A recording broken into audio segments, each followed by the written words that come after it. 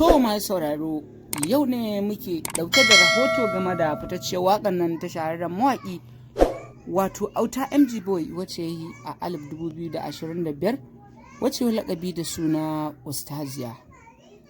To mai saurare kada kai ƙasa a gwiwa domin samun wannan rahusa ta kallo kyauta kuma sauraro kyauta.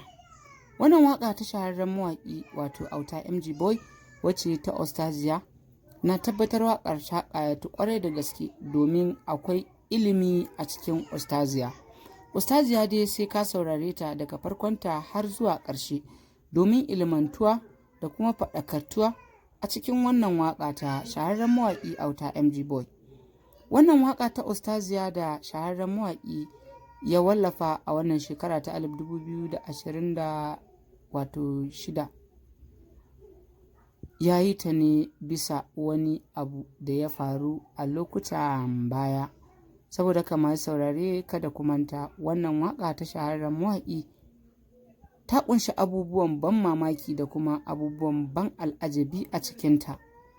Saboda haka a cikinta akwai wa'azi wanda ya kamata mai sauraro ka tsaya ka fuskanci abubuwan da ake nufi game da rayuwa ta mata da kuma ta maza. Wannan waƙa ta shahararren mawaƙi wace wa laƙabi da suna ustaziya, idan kana buƙatar ta complete ko bidiyonta za ka iya rubuta Auta MG Boy ustaziya domin samun wannan fitacciyar waƙa ta shahararren mawaƙi Auta MG Boy.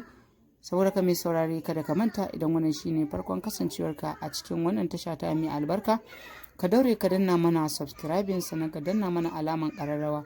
Wato yanda da zarar mun ɗora manhajar mu za ta iske ku a duk inda kuke a faɗin duniya baki ɗaya. To mai saurare idan kana buƙatar fitattun waƙoƙi na shahararrun mawaƙa irin su Auta MG Boy, Nura M Inuwa, Hamisu Bireka, Umar M Sharif, Adamu Isa Gwanja da dai sauran mawaƙa waɗanda suke tarandin a wannan lokaci za ka iya samu a cikin wannan tasha ta mai albarka.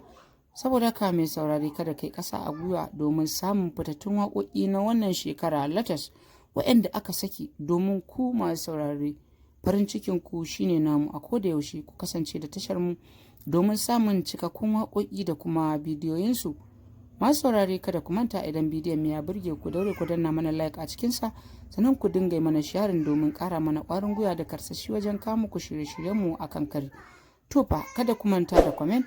Ku dinga aje mana comment domin sanar ra'ayinku game da bidiyoyinmu da kuma fitacciyar tashar mu mai albarka. Mun gode da sauraron mu tare da fatan Allah ya haɗa mu karo na gaba.